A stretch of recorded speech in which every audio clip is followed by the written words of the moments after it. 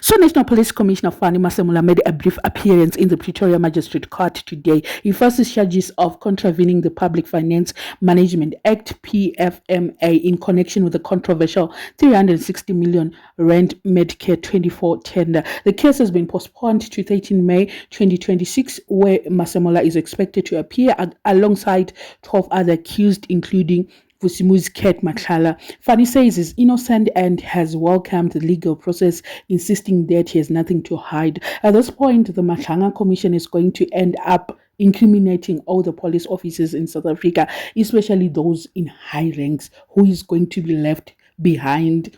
Because if Fannie is going, then we are expecting more people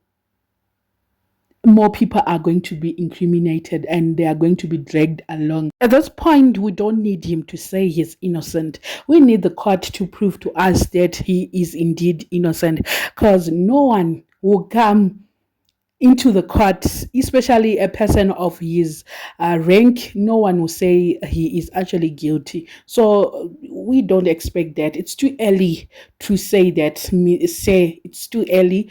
I don't know what you guys think, but 13 May is not too far. We're going to hear of a lot of things, and hopefully, other people are safe, because where this issue is going, it's not looking good at all. Let me know in the comment section what are your thoughts on this issue. If you haven't subscribed, please make sure that you are subscribed, and see you in my next video.